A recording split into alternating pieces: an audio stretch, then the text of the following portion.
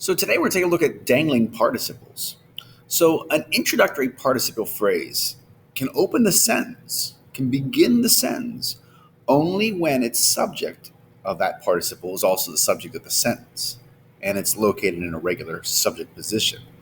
Otherwise, we would call that a dangling participle.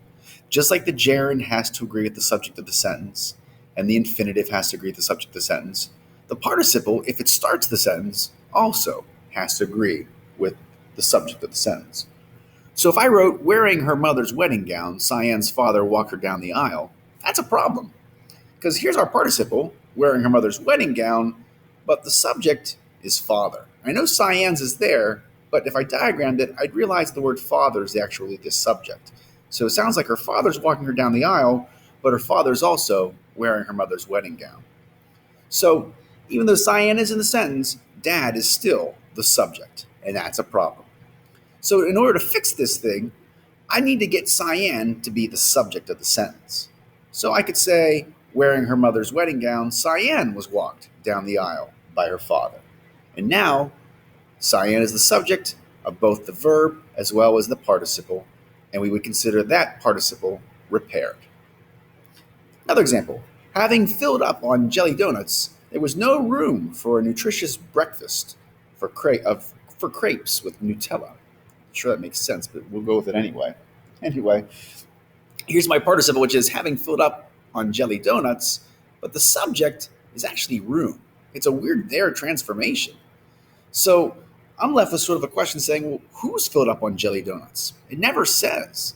Just like it didn't say Cyanne, it said Cyanne's. This one doesn't even have anyone's name in the sentence to tell me who actually filled up on the jelly donuts. So it really is a problem. So I've got to figure out who would make sense as a subject. So let's wrangle this dangler by adding a name as the subject of the sentence. So what if I said, having filled up on jelly donuts, Mr. Marsh found that there was no more room for a nutritious breakfast of crepes with Nutella.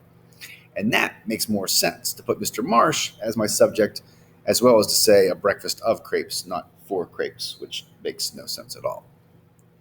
That guy has been doubly repaired.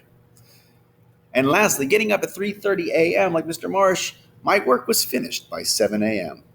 Well, here's this opening participle, getting up at 3:30 like Mr. Marsh, but your subject is your work. Your work didn't get up at 3:30. More than likely, you did. So therefore, I need to change this. So who's getting up at 3:30 like me? Well, because it says my work, it's probably the word I. So let's wrangle that dangler by giving it a new subject. Let's say I finished my work by 7 a.m. Now I'm the one who's finishing the work, and I am the one who's getting up at 3:30 a.m. Well, I am the one, but you get it. All right, let's consider this one repaired. So, well, hello there, fella. So as you take a look at the back page, I want you to notice that some participial phrases are danglers, and we're going to have to do some rearranging. And some others are just simply misplaced, where you can kind of pick them up and move them somewhere else, and it makes more sense.